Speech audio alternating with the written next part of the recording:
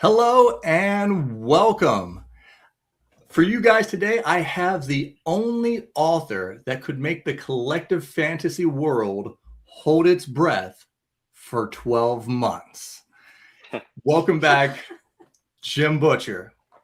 Hey, how you doing? Oh, man. Uh, this, we were kind of talking backstage and talking about how this has been one of the craziest releases. And I know you've been on a book tour here for what, like the last 3 weeks, 4 weeks? Not quite that long. We did close to 2 weeks at the start of the after the release date. Yeah. How is that? How's that? How have you been received, and how the fans treated you on this tour this time around? Oh, big crowds, long signings. My arm hurts. You I know. was just about to ask you, did you have to have one of the braces here for this? Yeah, yeah. First week I did about 15,000 signatures. So Whoa. that's quite a few reps to do. Drawing one little picture over and over. Man, 15,000. I was just about to say, I'm like, man, you got the ibuprofen flowing through the veins right Oh now? yeah, pretty much. Yeah, yeah. Oh my gosh.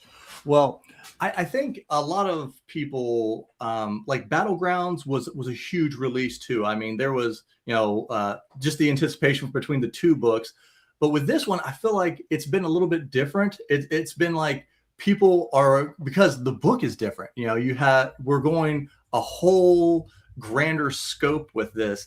How did that affect the writing, and how do you think like people have received it, waiting for this whole new style of Dresden Files book? Well, generally speaking, when I write a Dresden Files book, I'm just writing the worst weekend of Harry Dresden's year. That's basically what I write in the stories. And this is a book that is set over the course of an entire year. It's a lot more, kind of slice of life, for a wizard, Yeah. a wizard in modern day Chicago. But we spend a lot more time, I think, with Harry Dresden the person, and less with Harry Dresden the professional.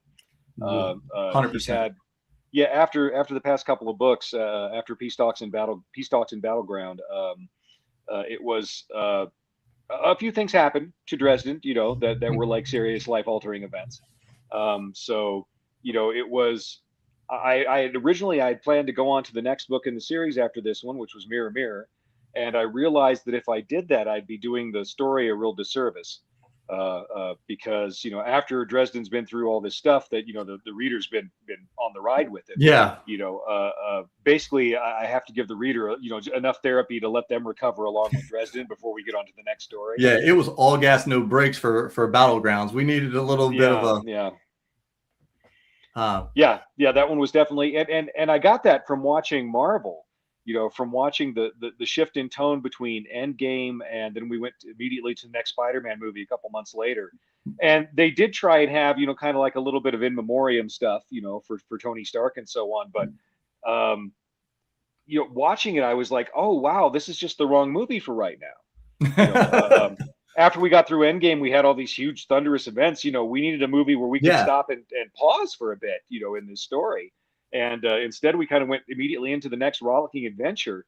And I realized, I just found that kind of deeply unsatisfying as a member of the audience. So, when I realized when I was starting to write Mirror Mirror, oh wait, I'm not going to be able to do this, and tell this story effectively, because we're not in the right place for that in the term of this story's, the story's arc. So it was time to kind of stop and take a breath, a little bit of a slower beat for a minute before we pick up the speed again.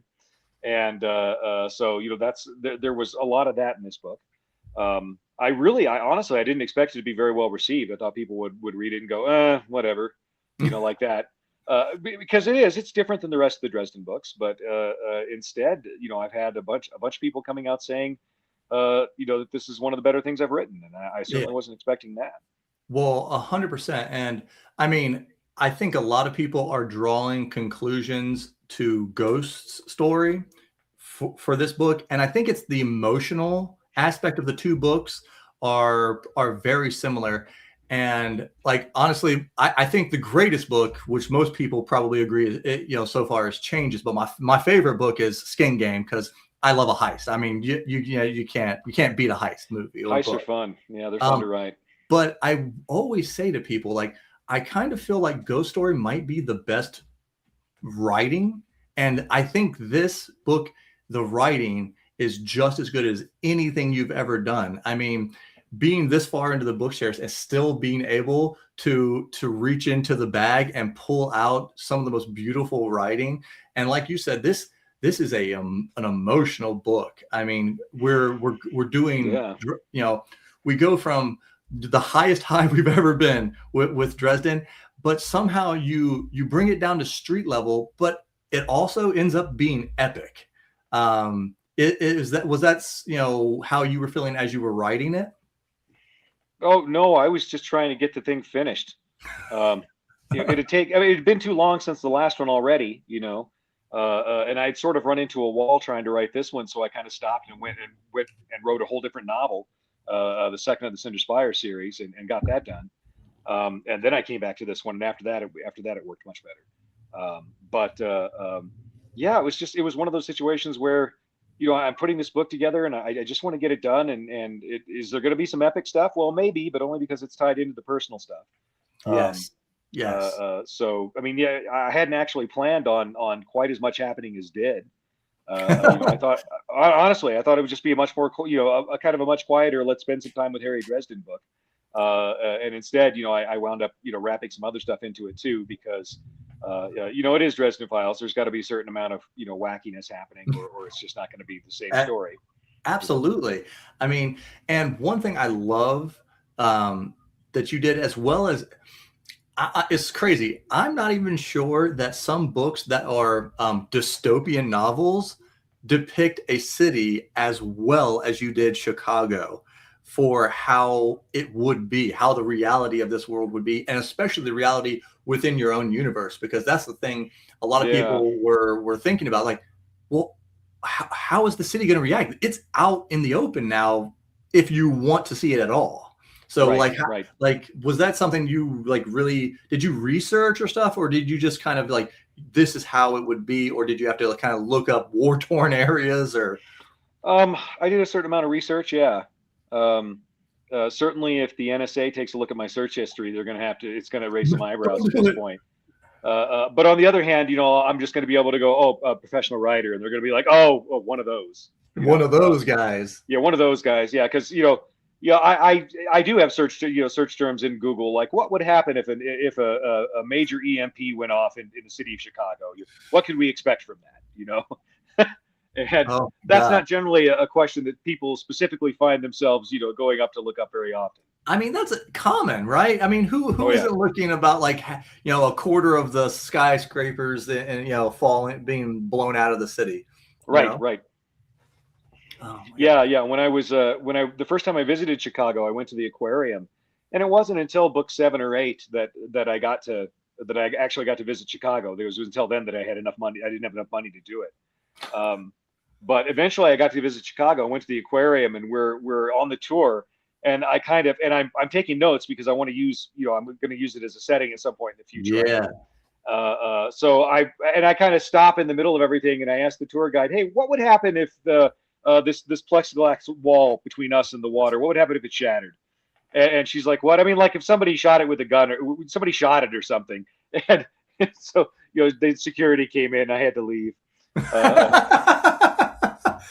I got to explain to them, no, I'm a writer. And they're like, Still kind of surly individual walking around tapping, like, where, if it broke, where would this broke? Yeah, where would all this water would come in here, right, with us? If there happened to be like demons in the area, what would happen? Exactly. Yeah, you have much. In my experience, you have much less success with that kind of question with museum folk. But I try and keep it germane to what they do. Yeah, what they might be involved in. Yeah. Now, one of the big aspects of this book and leading into the book was the dates that Dresden would have to go on, and actually, you didn't make them as crazy as I thought they might be. Again, yeah. They could have gotten ridiculous. Yeah. they could. There was a broad spectrum I had to choose from here, from cutesy all the way over to nigh pornographic. And it all would have been appropriate with the characters involved. Yeah, I wound up kind of finding some middle ground there that I thought worked out pretty well. Yeah, I think it was really well done. Like you know, you kind of had those things in there where Dresden is like watching his back, like, you know, like, is she going to jump my bones here? Like, in not in the Right, good way. Um, but I do like, um, you know, how it was, you know, how the pacing was with the, you kind of several times you used the date as the jump point to go to the next, you know, like, oh, now we're next month, you know, we're right. on our next date and stuff. And I think that, Yeah, that was. were you worried about the, I mean, of course you've written other, you know, book series that are, you know, some of my favorite, especially, you know, the Olympian Affair was amazing. Oh, thank you But very much. yeah, so, but with this, were you worried about like making sure that everything was concise with the time jumps and stuff like that? Oh, that was really difficult because, like I said, normally I write the worst weekend, and so what I had to do was I had to give Dresden a bunch of problems that were going to take time to solve. Stuff that he couldn't just burn down, blow up, or otherwise explode. Um, and so I had to hand him a bunch of different things to deal with that were going to take a lot of time. And yeah, I wasn't sure if that was going to work at all. But I said, okay, you know what? We're going to progress through the year to stop on the high points of the holidays, which is kind of like, that's Yeah, everybody's, at least in North America, that's pretty much milestone markers for most everyone people gets it. as we're going through the year. Yeah, so we'll be able to have the reference points, and so I think doing it that way made it a little bit more identifiable in terms of everybody being aware of where we were. So if we skip a month ahead, the first time that happened, I'm sure that was a little disorienting for some readers because Dresden is a very moment to moment kind of character. When I'm writing him. I think by the time we got going in the story, people were realizing, okay, we're taking our time here as we're going through. Yeah, That I think it worked. It didn't wind up being disorienting anyway. yeah, and I think it had to be done this way, uh, specifically because of the trauma that you were writing Dresden going through. There's no way you could have done a 2 week book, and by the end, No, Dresden's no, ready. Dresden's ready to fight whatever the big bad happened to no. be in two That's weeks. not That's not going to that's happen. not yeah, that's not how healing works for actual people in the real world. Yeah, It not at all. takes time to get over stuff. And that was the big challenge was, that's all Dresden needed to get better was time and to be able to face it and talk to people about his issues and so on. But he wasn't going to be getting it. So, Yeah, and that's the other bad thing about recovering from bad stuff is the world keeps going. You're still expected to be back at work the next Monday, whenever that is. And even though everything in you is saying, man, I can't do this, I'm not ready for this, you kind of have to. So I was facing Dresden with that kind of problem. And it was I drew a lot from some of my own experiences, from the experiences of some friends of mine I've been with when they went through them, and it was a challenge writing that stuff, because how do you write about essentially grief and pain without just bumming people out the entire time you're writing about it? absolutely.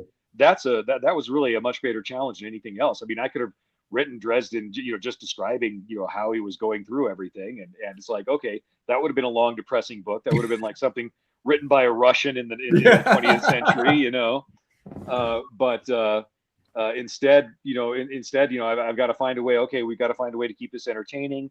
We've got to be able to throw some excitement in here. We've got other character arcs that are going on, and even though when you are on in that place where you're trying to recover for something bad, often there's not a lot of room for a whole lot of other people. You're just trying to get Yeah, yourself you're just dragged trying to up make out it of bed yourself. and to face the day each day, and that's difficult enough. But it's Dresden, and he's like a hero and all. So he's also trying to sign on to help other people, even though he knows he doesn't have the personal resources for it, but nobody else is there to do it, so he's got to try. Yeah. And that's kind of who he is. Well, and I know you're talking about like, you know, taking little pieces of yourself and people that you know and their experiences and putting it in here. And in this book, you know, Dresden is trying to wrestle with his role as a father. And he goes back and forth with multiple people in this book about, you know, from Bear, who is everybody's new favorite character. If she's not your new favorite character, I don't know if we can be friends because Bear is amazing. But he has conversations with Bear. He has conversations with Ebenezer about this. Yeah. But you, I won't say struggling. I would say more on the happier end of things. I just got done reading Dead Man's Hand, and knowing that your son has a fourth book coming out in October. I mean, is that something that's kind of inspired you in your writing too? Is to watch your son like be consistently putting out good books? Oh, yeah. I mean, that's great. That's fantastic. I love that for him. I mean, I think he's actually a better writer where he is right now than I was at the same place in my career. I think his stories are really going to start taking off. I think 10 years from now, I'll be writing his coattails. Oh, well, as a father, we always hope I'll be able to just kind of kick back like that, and that's my boy over there running the touchdown. Yeah, he did it. He did. Yeah. But yeah, I started reading that, and I just thought, I was like, man, I'm like you said, he's not like you have a lot of early, first time writers, and I didn't really see many mistakes that, so it's chip off the old block. So should we say? He trained with me for a while. He also did a lot of studying from of Brandon Sanderson's online courses. Yeah, because all of his college courses are available on YouTube. And amazing stuff. If you're a young writer, check out. I mean, you don't have to be as obsessive as Brandon Sanderson, to do a good job writing, but it doesn't hurt. That's for sure. Yeah, he's done a fantastic job with his teaching. I think my son learning from me and Brandon, he sort of landed somewhere between the two of us stylistically. I'm like, okay, that seems like a viable place to be, at least commercially. But I think with Battlegrounds, you gave us a lot of hinted at characters showed up in Battlegrounds, Right. And in this book, a character that I've been waiting for forever steps onto the limelight. But before we talk about him, I want to talk about how you are kind of starting to let people in on some of the history that we've been wanting to know for so long, as far as it goes with the White Court. Was that always kind of your plan, that like this was going to be a book where you were going to kind of give us some more deep history that we've been wanting? Well, I mean, this book kind of came about because I realized that there was space that needed filling. That the story I had planned wasn't appropriate. So this one was kind of a surprise. Eventually I was going to be giving out more information on the various courts, but it was the White Court's turn this time. It just seemed like a great opportunity. Especially since one of the things that you can do to win a wizard's trust is to give them information they didn't have before. That's kind of something they're sort of big on. They're kind of big on that. They like that. And so I'm trying to think about this book from Lara's point of view, and she's a character who has survived for a long time in a very rough world because she plans things out. She thinks ahead. So I'm like, okay, so what is she going to be doing to try and win Dresden's trust and so on, over the course of the story, and what is she going to do that she's planned, and what's going to happen that she hasn't planned? Because these are all the kind of questions you have to ask yourself as a writer, when you're putting stories together to try and figure out what's going to go on. And so I was like, okay, you know what? Sharing bits of the history of the White Court, that would be something, that would be a gesture that would be a very real one, because, wizards can do things with the information you give them. I mean, it's not just a question of them having it and being happy. It's a question of them having it, and now they can do something horrible to you with it. And that's sort of what everybody knows, what they're known for in the story world. Lara's going to make this gesture of trust, and it's going to feed into this story and this story. All right, so it's getting involved in multiple storylines now. Yes, this is all good. That's one of the things that's how when you're planning a story if what you're doing is the right idea. How well does it braid into the other storylines you've already got going? And if you can tie a bunch of things into it, then it's like, okay, perfect, golden. We can work with this. Yeah, I mean, when you started revealing some of the history and the origins of the White Court, and then we know about the demon. We know we've seen glimpses, but now that we know what they are, and it all is feeding into Harry, the 3 books, Harry has been trying to get people to tell him stars and tell me what it is. What's the stars and stones? What, Yeah, yeah, and and we're yeah. And we're getting some more of this information, and a lot of this isn't going to come out until we get to the big trilogy at the end, yeah, because it's no fun if we find out too soon. But at the same time, he's got to be, picking up more and more, and so I'm giving, bits and pieces of new stuff every time. yeah. So I have to keep doing that, or the fans will murder me.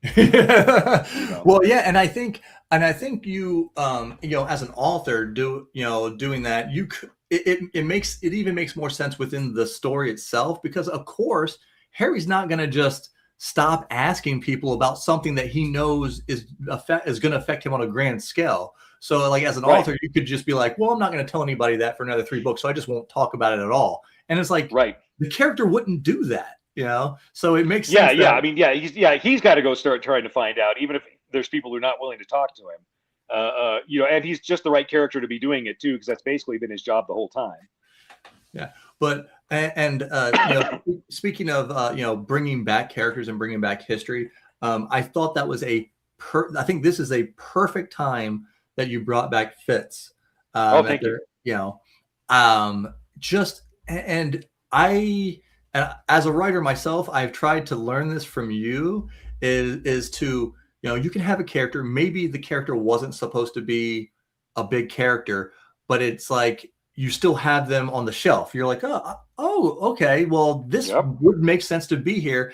And then having Dresden work through his pain by taking on an apprentice who is already knows him and has been emotional with him because of what they went through earlier.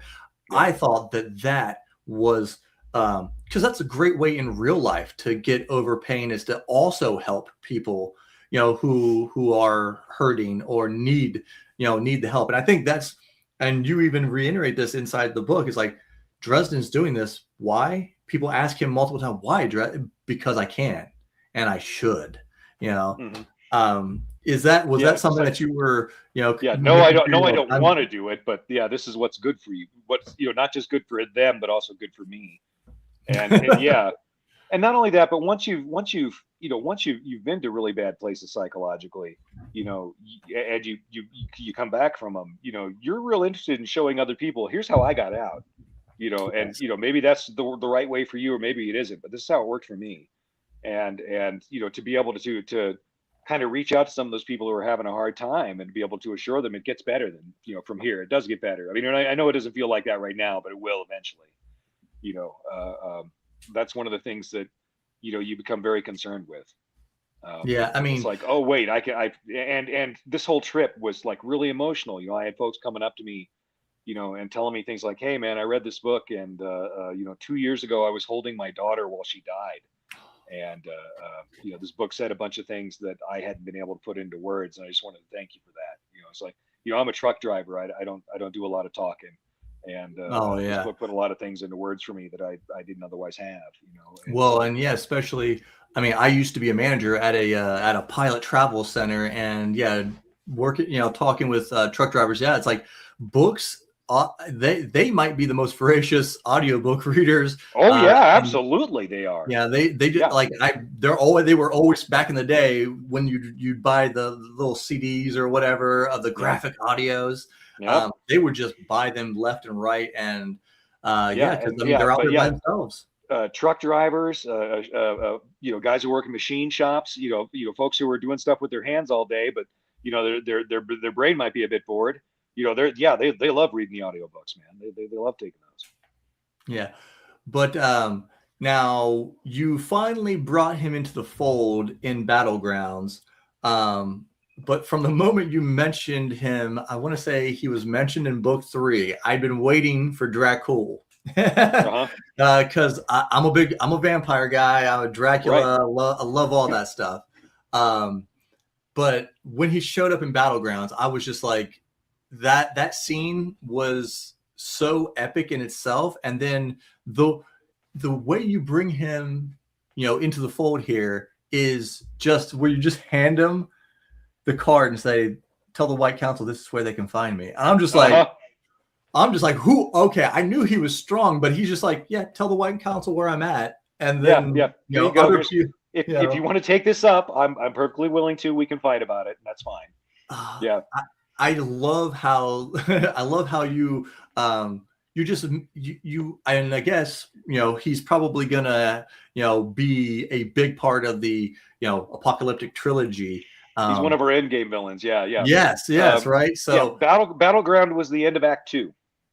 That's where we are in terms of story structure for the Dresden Files. We're starting Act Three now. Yeah, I mean we are in the end game. Yeah, We're coming towards the end here, and I just like how like you've held off a long time with so many of these big characters that other writers would not be able to resist.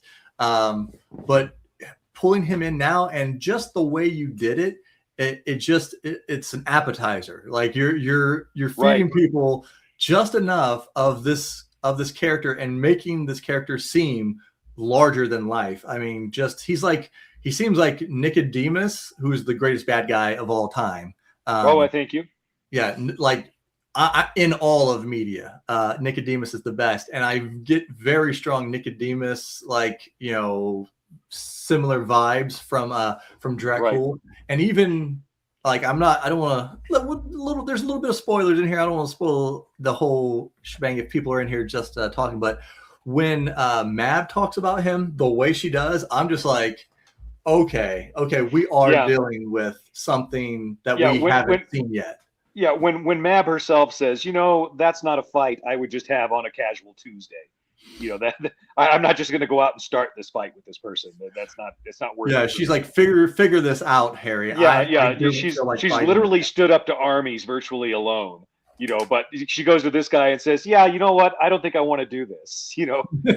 That's that's a great way to be able to kind of introduce people like that. That's the John Wick introduction. You know, Yes, yeah, very much. Yes, that's a yeah. good way of putting it. A very John Wick entrance for a big bad guy. Yeah, yeah, Um, where he doesn't have to really make a big deal about it. It's the reactions of the people around that yeah. tell you who that person is more than what he's actually doing. Yeah. Yes. Oh my God.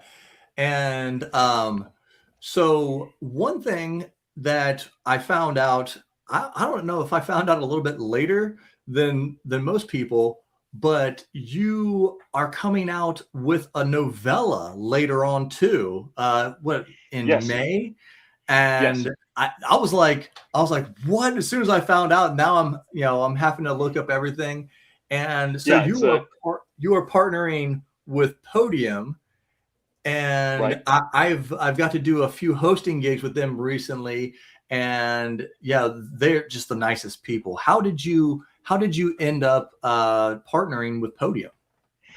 Well, I needed some extra money, and so this was back in 2020. I was going through another divorce and needed some extra money, and so I wound up writing the first novella, which is called The Law, and that one was I set that you got that one all set up with the characters and so on, and so this one is the follow up. It's called Outlaw. And it's part two of three. There'll be a third novella, further down the line. So I'm actually going to have a full novel's worth of story out of these novellas. Hmm. So I'm going to be writing an extra Dresden Files novel in between the lines here. But I'll write the third one as soon as I'm done with Mirror Mirror, Okay. which I'm working on now, and I think like 32% of the way through that one now. So Yeah, because and that's the thing. Like you had a little bit. We've had a little bit of a gap, but the previous time you put out two books, within a few months, then the novella, and now we're getting a book and another novella. I mean, and like you said, you're 30. You're coming up on like 30 something percent of the way through. yeah, yeah. I did see that on your website. I'm like, Yeah, the next uh, Dresden book. Yeah, and I want to have that one done by the time we get to the end of spring. you know, So woo. by I want to have that one done by end of May, and that way I can spend the rest of the year working on the next Cinder Spires book. But Yeah, it's just time to get back into production mode now and start getting work done. yeah. I mean, that's what I was when I seen the novella, and then I seen how far along you are with Mirror Mirror.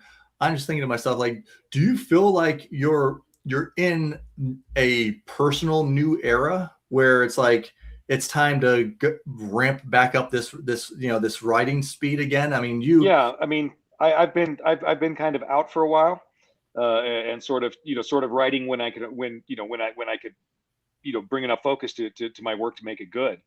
I mean, I could have been writing like lame stuff this whole time, but that would not have pleased me, and I don't think it would have pleased the fans either, that's right. ultimately. So, but yeah, I'm getting more work done on a more regular basis now. I've got a a more stable life. So it's kind of all about the the people you choose to have around you, and I think I'm making better choices with that lately. Uh, but uh, but yeah, I'm getting a lot more work done, and getting a lot more a lot more satisfying stuff finished. Spending more time doing things that kind of make my soul grow, which is important to do. Whether you're an artist or anyone else. Finding those things that you love and spending some time doing the things that you really enjoy.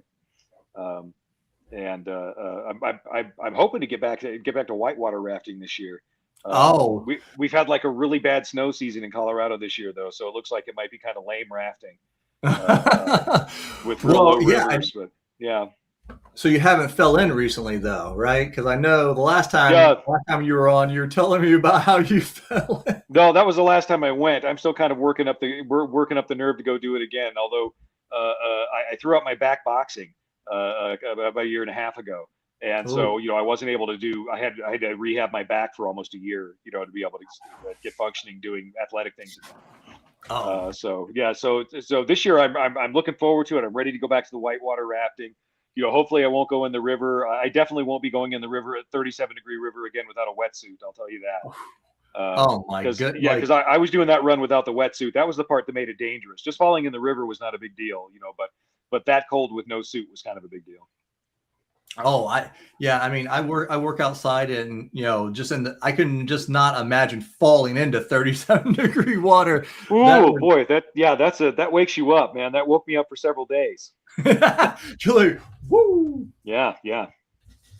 Yeah, I mean, yeah, around here we have a nice creek that's big enough that you can get in and walk for miles, and that's kind of Oh, how I nice.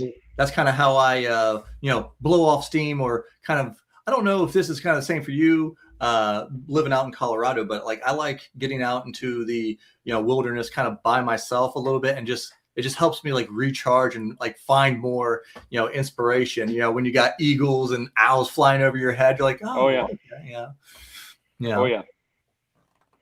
But like, as far as is this going to be kind of your plan kind of going forward, is to hit a Dresden Files book and then drop a novella, kind of in between, and then go back to the Cinder Spires? Yeah, more or less. I can the way the market is right at the moment, I can make really good money on a novella. And that really kind of helps me cover a bunch of things. I've got house payments I have to make these days. You got to So pay that mortgage, and yeah, especially Uncle exactly. Sam, he's got to get Yeah, his right. well, that's true enough. Oh my goodness. And but yeah, that's one of the things my one of the sayings that my teacher taught me, and all the way back in college. You don't have a muse, you have a mortgage. And it's Yes, like, okay, yeah, I've got to be taking that seriously again. that is a perfect way of putting it. Oh yeah, Um, yeah. Speaking of paying off houses and stuff, with all of the shakeups happening with Warner Brothers and Netflix, Paramount, and all this, Oh um, yeah. are we moving any closer to the Dresden Files streaming anytime soon? We'll have to see. Um, the industry is in chaos right now. I mean, that's just a fact. Movie and television is nobody wants to take chances on anything. That's why we're doing remakes of everything. Um, True, true. and yeah, and at the moment, I think we've just sort of hit some kind of entertainment bubble that's burst. And at the moment, we'll kind of have to see what happens. I hear there might be some more SAG-AFTRA and Writers Guild strikes coming up as well. Whew, Um, please. yeah, yeah, some more of that might be happening. I think that's going to be addressing AI issues more than anything else. Would be my guess of what the subject matter of that would be. Well, Um, yeah. Well, Yeah, I mean, speaking of, because some of the studios have said it's time to go whole hog AI, and so because they're trying to save money, and we'll have to see what happens. I don't know what effect that's gonna have on the industry. I mean, I'm only sort of tangentially involved in that sort of business. I mean, I kind of keep track of it by watching a few channels on YouTube, and I try and have an idea of what's going on out on that end of things. But fortunately, that's not something that is part of my life. I need things to be a little more predictable than what they are in Hollywood. And Hollywood is one of those things where nothing happens for the longest time, and nothing happens, and nothing happens, and everything happens all at once. It's time to go. And the people who are in that industry, they kind of live in that perpetual go time, right? That's kind of where they yeah. are the whole time. Whereas my view from the exterior is a very different view. It's like, well, for me, nothing ever happens in Hollywood until things happen all at once. So I don't know if I mean, I'm hoping that we're going to be able to get a pilot out of this, and maybe turn that into a series. We've got to a point where we've got a script now that I like. Ooh, okay. So yeah, the person I'm dealing with in this one, would actually be the showrunner for the show, and he actually read the books, and Oh, that's way less common than you would think it would be. From people yes. whose job it is to make IP out of books. You would think they would they would read them occasionally, but a lot of times they don't. So Yeah, well, and that's the thing. I mean, last time I had you on, we kind of talked about how Netflix blundered The Witcher. But oh yes, on the opposite end of some of the spectrum is now I read the first Dune book, and I haven't seen the second movie yet. But the first movie, you can tell that the people involved actually did read those oh books, yeah, because like everything looks the way you thought it should look in that movie. oh The I know, yeah, copters that look like the insects, like the dragonfly, it looks yep, exactly like I imagined. yep. So that is amazing to hear that, the people that are working with you are actually fans. And we won't see them trying to create weird stuff out of thin air for no reason. Oh yeah, yeah. I know you said that, like, this time it's like you're gonna be in control, just kind of like Brandon Sanderson just made his announcement, and I think Oh that's no, I get creative influence. I don't have creative control. Sanderson got creative control. He got an unthinkable deal. Now, if this deal falls through and I'm making new ones in the future, I might go towards something more like that. But you know, now that we know it's possible, so, but yeah, he got a rolling level deal. Maybe a better than rolling level deal. So But speaking of AI and new technologies, I know you've pretty much had all of Dresden, planned out ahead. You had to switch up a few books here and there, but you have it all kind of planned out. How has technology, and the world, kind of the way the world is, how has that affected you writing Dresden? no, not so much. I mean, one of the things I did early in the series for Dresden was to just have him screw up any technology he got around. Because even at the time, I knew how quickly things were changing, and how the rate of change was going to keep accelerating. In the real world. So for Dresden, it's like, okay, well, if this is a guy who just can't interact with cell phones, that's going to automatically solve so many problems for me as a writer. Cell phones are the worst thing to happen to writers. I swear to God, they really are. What was that, So Friends, like, or Seinfeld or Friends, where like if they had cell phones, 90% of their problems would have been solved in 3 minutes? yeah, exactly, exactly. Yeah, I mean, yeah, you just call for help from wherever you are, no problem. But so I kind of wrote that stuff out, in terms of creatively speaking, on that level, I sort of wrote out a bunch of the new technology, just because I wasn't going to need it, and it made my job as a writer easier as well. And then as far as technology changing over time, the only thing I've noticed is that the AI does make for a really good search engine. I mean, I think a lot of people have it overblown. I think what it's going to be able to do, I think eventually it's going to settle into place as a tool that will help you do things, but it's going Yes. to be really bad at doing things all by itself. But what it does do really well is it's a good search engine. I can tell the AI, hey, I need to know everything that I can find out about this particular folklore creature. please go out and check the German and Swedish Yeah. language, what German language websites, Swedish language websites, and Norwegian language websites, and then translate those to English so that I can read about what those websites have to say in their own language. And that stuff's fantastic. That's That way is better than fantastic. you could have gotten with a search engine, only a few years ago. So, I mean, in my particular instance of somebody who needs to look up things that clearly aren't true anyway, because we're talking about folklore and myth here, so this is not factual stuff we're dealing with. It's The AI is real fantasy. That's how I tell people. actual real life fantasy. Yeah. Yeah. The AI is actually, I mean, it's pretty good at doing fantasy anyway.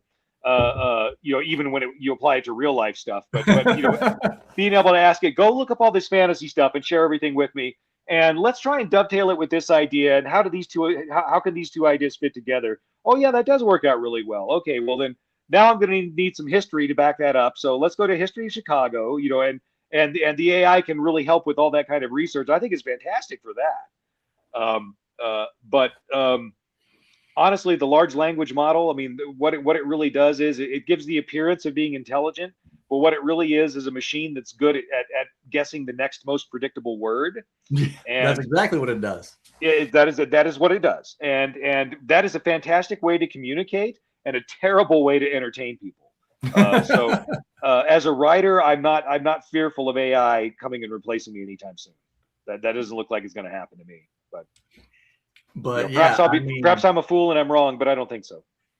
Yeah. Well, and I like now I don't know if you did this on purpose with Bob and his integration. Was that your I don't need AI because I have Bob. Yeah, Bob the Skull. Bob the Skull was Harry Dresden's AI agent, from the very get-go. That's what it was designed after. Was the future notion of an AI agent. And I said, okay, when he's sufficiently advanced, magic is going to look like technology. So I'm going to, have Dresden with his advanced magic. He's going to have an AI agent already. That's his familiar spirit, which is what AI agents are. That's kind of what we'll be comparing them to. Eventually you'll be able to you'll have your own AI that will sort of grow up with you, and that you'll teach it things. And I think eventually we'll have writers who have trained their AI to write up in their own writing style after they have a large enough base of writing, and then they'll be able to turn to the AI and say, okay, let's write this scene together. I want to write a scene that does this, this, this, this, and this. And eventually you will have cyborg writers who are putting out really high quality stuff, on a steady basis. Not because the machine is doing the work for them, but because they've taught the machine how to work with them. And eventually that's what we're going to see, I think, in the future. But I mean, that's going to be a while longer. But by the time we have enough processing power for personalized AIs, we're going to be well into the fusion era by then. We're going to have to be just have enough electricity to run it all. Well, yeah, and that's what a lot of people were talking about. Dresden. We're into what, year 2026 with Dresden here. Year 26 of real life years. I don't think there's been that many story years. I slowed down a bit the last 10. Yeah. But people are talking about like where technology was when you started writing the series and where it is now. Very different place. Yeah. They're like, yeah, if Harry was like walking down Chicago, there would just be people's like pockets just exploding as he went, Oh yeah. But he has actually shown that he can suppress himself a little bit, if he, bit, yeah. You probably still don't want to get on a plane with him, but yeah. I love whenever he's brought that up a couple of times. Like, wizards shouldn't really fly on planes. It's not going to be working out for everybody. Yeah, that isn't going to work out for everyone. No. So I don't want to keep you on here too long, but let's, if we can here, talk a little bit like what are we looking at in the future of the Dresden Files? Where are we going from here? I know a lot of people are still talking about Monster LLC. Right. With these novellas, now people's imaginations are going crazy. Like, are we getting prequels? Are we getting individual stories from like Lucio and all these other people? Right. like, what is your general consensus? Like, where do you think you're going to be going here? Well, my first focus is going to be finishing the series, because that's kind of what I'm aiming at right now. I want to get that done, while I'm still fairly young and active. Um, but No shots we've at got anyone. yeah, well, true. But book 19 is about a third of the way done now. There's going to be 22 of the case books like we've had so far, and then the big trilogy at the end, big 3-book trilogy at the end of it. After that, I have planned a spin-off series if there's people who just can't put the world aside, and I might be one of them. I don't know. I've been doing this my whole life. Um, but the spin-off series is called Monster LLC. It stars Goodman Gray, professional monster. Some problems require heroic solutions, and some problems can only be fixed by a monster, and that's his. That's where Goodman Gray comes in. And he's not quite the same kind of heroic character. He's a very different kind of character. Although he is very much a man of his word, and that's going to kind of be what defines him as a person. And then he tries to do something reasonably good once in a while. Just kind of Keep his that's karma. just sort of it does. It sort of keeps his karma up. That's that when he's talking about paying the rent. That's what he's talking. That's kind of what he's talking about. And so Goodman Gray, he does try and do good things once in a while, but he's been he's a shapeshifter, and he's been a monster for a really long time. And he doesn't necessarily have a problem with that as long as you conduct yourself ethically as a monster, which is sort of his thing. Of course. So that's kind of the follow up that I've got in mind. I could also always go back. I mean, I've got several different points in history that I could go back to and do the Dresden Files version of it. The Dresden Files version of the 7-Year War is a really interesting place. The French and Indian War is how we say it in America. Yeah. But the 7 Years War is how everybody says it elsewhere. But that's an interesting place because that's when Ebenezer and the Merlin were the young hotheads at the time who were out doing things, and so they're involved on several different portions of politics as they were happening back then. We've got one of the founding fathers is running around with one of the swords early on, and is involved in that as well. Also, I could go back for Wild West stuff and do Lucio and Wyatt Earp and Doc Holliday. People talk about that all the time. Rolling around the Wild West, fighting supernatural evil. That one's intimidating because if you're going to write a historical fiction, there are going to be people who take that stuff seriously, and they will call you out. Folks like that will. My second book was a Western fantasy, and like you were talking about with doing Chat GPT and looking up history. I always had to make sure every town existed when I was going. What did the town actually look like at the time? Right, exactly. I always try to throw in little street names too. That like if the local people are like the oldest street in their town, and like they're like, oh, that does exist. That is here. Yeah. But like, I mean, because they're the folks who are interested in that in historical fiction, man, they know their stuff. They are wired, and so you got to have your research wired pretty tight when you're doing that, or else you're going to be in trouble. Yeah, a lot of people like Poke Pastured Pork here is asking about a Maggie series of. I don't know if it's completely shelved or not. I just don't know if that's a story that I would be very good at writing. I'm still considering it. I mean, I'm going to do something after the Dresden Files. I mean, after I've done all this work, I can't not do something with it. Even after I'm finished with it, I'm going to be tinkering. But I don't know if I'm going to do that story or not. I could do a Dresden Files take on Hogwarts and do a young adult series, and that might be fun. But I don't know, because it would be kind of going back into the series. It wouldn't be stuff that was happening afterward, and I think that's what people are really going to be wanting. They're going to say, well, what happens next? Because that's what all of us do when we get to a good story. What happens next? What's the next part of this story? I want to know. Well, yeah, I think a lot of people, I mean, Sapkowski just did it with his latest Witcher release. He went back to the very beginning with this book, and it being Geralt's first like little foray out into the world. But you have an interesting thing, the way that the Dresden Files is set up is, for the most part, it's the worst couple weeks of Harry's year. So you could always plug, a story from somebody else's point of view where Harry shows up, and they're like, well, why would Harry? Oh, because it's not during the big thing that bad happened to him that year. Right. And that's the advantage of going with Goodman Gray, is I can have Harry Dresden, be somebody who's involved in the series as a frenemy, and that would work out great. All right, so I would like, so we'll leave it on this little question here. I know you're a boxing guy. If I remember talking about, you were really getting into it the last time that I had you on here. Right. A quote from Max Kellerman is, "Stories are only as interesting as their characters," and he talked about how boxing matches become big. It's not because of the skill of the people. Most of the time, it's about the characters. It's about their story. And do you think that that is one of the main reasons why the Dresden Files persists at the top of many people's fantasy books even till today? I don't feel like you've fallen off at all in popularity, even more popular today. But do you believe it's because of the work you've done with your characters? Part of it is the work I've done with the characters. Part of it is that I'm sort of at the cusp of dinosaur with the traditional publishers in an industry that's changing very, very quickly.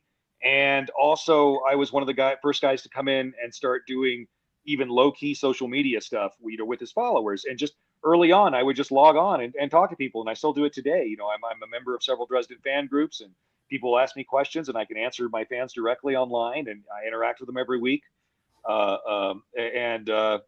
Plus, I've just tried to be nice to everybody, and that's kind of a big deal. I mean, people act like it isn't these days, but it honestly is. I mean, if you're, when you're a writer and you're at a signing and you're meeting people, every person you meet, it's your first impression, so they're all important. So, I've kind of really tried to be focused on, okay, let's going to make this a good, positive experience. What's going to make this a happy exchange for everybody that I'm talking with, and tried to find that place, and then tried to find it, and then find out how to do it quickly too, so that I can get to 500 people in an evening, that sort of thing. So, I mean, it's the story, it's the characters. There's been enough of them that generally everybody's got, one or two characters that they really like. And I've got this cast of many, many, many characters now. I mean, my goodness, when I got to Battleground, it was actually, there was several characters who were dying, and I was kind of like, oh my gosh, okay, finally I can lay down the mental burden of keeping track of all these people's lives. I can imagine. The book. Yeah. All right, Jim. Well, let's, if you could leave fans, future writers, current writers, with something inspirational, can you leave us with one thing? I will say this. I think this is the greatest time in history to be a writer. I mean, if you want to come out as a writer, there is more opportunity now. There is more money available now. There is more, professional opportunity, exposure opportunity now than there's ever been, ever. And I would, if you want to be a writer, I would encourage you, start looking into it, because you can make a pretty decent living writing, fairly certainly, I think, at this point. So by all means, get out, start learning about the writing craft. If you want to get into it, start refining your skills and keep working on yourself. And, you're going to be able to be a better and better writer with a bigger and bigger audience. All right, Jim. Well, thank you for hopping on. Thank you, everybody who's watching, and everyone who's going to watch it on the replay. Put your comments down there. Jim said he does jump on some of these forums for people and talks with you guys. So if you got anything good, drop it below.